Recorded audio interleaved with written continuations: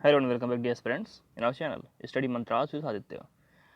Dear aspirants, अभी तक हमने total 11 lectures of internal security cover कर रखे हैं। अब इसमें से हमने केवल जो हमारा पहला पार्ट था इंटरनल सिक्योरिटी के ऊपर, उस पर हमने क्वेश्चंस किए थे। उसके बाद के हमारे जो दो पार्ट हुए थे, दो अलग अलग टॉपिक हुए थे। एक आपका था संगठित अपराध और दूसरा आपका था कम्युनल वायलेंस। इन दोनों पर हमने अभी क्वेश्चंस नहीं देखे थे, तो उनके क्वेश्चंस भी आज आप देख लें। और इन क्वेश्चंस के आंसर आप ग्रुप में, जो कि आपका Telegram group study mantras with Aditya के नाम से बनाया गया है, उस पर आप अपलोड करें।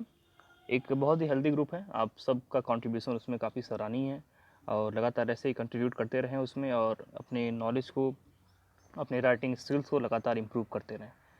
तो यह जो हमारा होगा, ये लेसन 5 to 8 पर डिपेंडेंट जो क्वेश्चंस हैं वो सारे क्वेश्चंस हैं।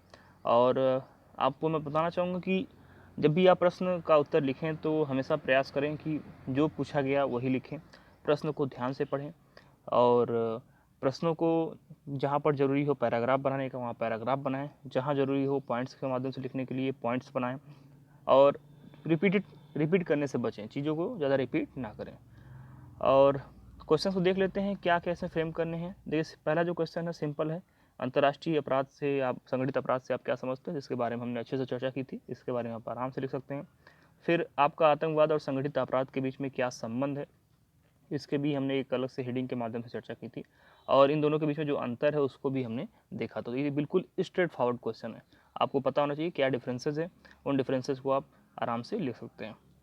अगला जो प्रश्न है वो कहता है कि भारत के उत्तर पूर्व भागों में किस प्रकार संगठित अपराध के वेश में आतंकवाद फल फूल रहा है। थोड़ा सा क्वेश्चन जो है यहाँ पे विवेचना की बात करता है, तो आप इसमें बताएंगे कि उत्तर पूर्व की स्थिति क्या है और किस प्रकार से जो संगठित अपराध का प्रयोग वहाँ पे जो है लगातार किया जा रहा है और किस प्रकार से इसके माध्यम से आतंकवादी गतिविधियों को बनाए रखा जा रहा है। तो इस तरह की चीज़ों को आप दोनों को, संगठित अपराध और आतंकवाद को आपस में लिंक करेंगे और ये दिखाएंगे कि आतंकवाद वहाँ पे पनप रहा है जो, तो उसके पीछे बहुत ही बड़ा जो रीज़न है वो संगठित अपराध वहाँ पे होना है। और अगला जो प्रश्न है वो मनी लॉन्ड्रिंग के बारे में है, पीएमएलए के बारे में है। इसके ऊपर हमने आराम से चर्चा की थी और पूरी बातें मैंने आपको उसमें बताई थी कि किस प्रकार से ये अधिनियम मनी लॉन्ड्रिंग को रोकने में मदद करता है और उसमें सारी चीज़ें हमने डिस्कस कर रखी थी। तो उस पर आप आराम से आंसर लिख सकते हैं, बिल्कुल सिंपल क्वेश्चन है। अगला जो हमारा था ब्लैक मनी क्या है, इससे निपटने के उपाय क्या हैं। कई सारे पॉइंट्स हमने इस पर डिस्कस किए हैं कि कैसे हम इससे निपट सकते हैं, बिल्कुल सिंपल क्वेश्चन है। अगला प्रश्न है विमुद्रीकरण और आतंकवाद के प्रभाव पर चर्चा करें।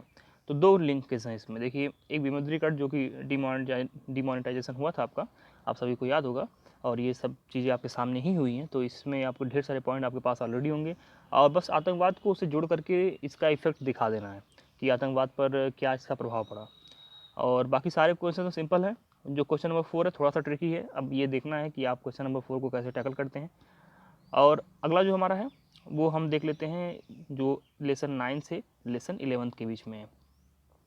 देखिए, एक्चुअली लेसन 11 तो जो हमारा 11th नंबर लेसन है उसमें हमने बात करी है, अभी जो आपको नया टॉपिक स्टार्ट हुआ है आतंकवाद, उस पर बात करी है। तो ये बेसिकली 9 to 10 है, लेकिन आप इसमें देख लेंगे उसमें भी उससे आपको क्वेश्चंस कुछ मिल सकते हैं।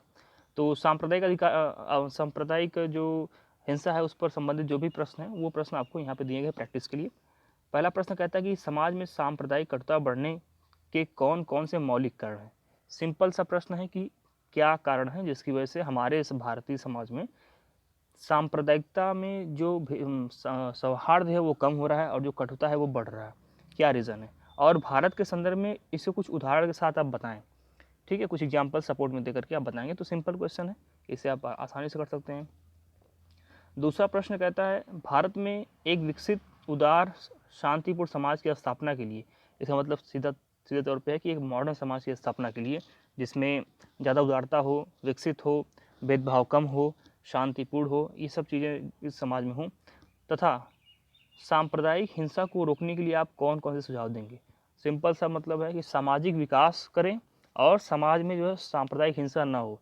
इन दोनों को लिंकेज बना करके आपको कुछ सजेशन देने हैं कि किस प्रकार से इन दोनों चीज़ों को आप भारतीय समाज में लेकर आएंगे, वो क्या तरीके होंगे। तो इसके बारे में आपको लिखना है। तो अच्छा प्रश्न है, आपके कुछ आइडियाज़ भी इसमें इंक्लूड होंगे जिससे ये दिखाएगा कि आप कितने ज़्यादा तक सोच सकते हैं, कितनी ज़्यादा तक चीज़ों को आप एलोबरेट कर सकते हैं और किस प्रकार की आपकी थिंकिंग है, इस सब चीज़ों को ये शो करेगा। बहुत ही अच्छा प्रश्न है।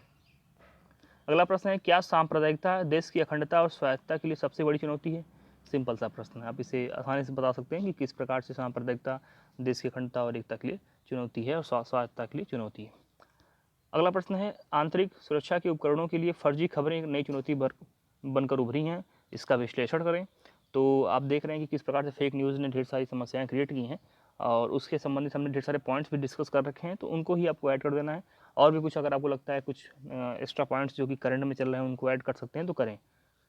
अगला प्रश्न है, भीड़ हिंसा में दिनादुन क्या हो रही है? वृद्धि हो रही है। इट मीन्स जो मॉब लिंचिंग है उसमें लगातार क्या हो, दिन प्रतिदिन क्या हो रही है? वृद्धि हो रही है। इसको रोकने के लिए उठाए जाने वाले कदमों पर प्रकाश डालें कि इसको हम किस प्रकार से रोक सकते हैं। तो कौवा काँव काँव कर रहा है, आप सभी जानते हैं कौवे को।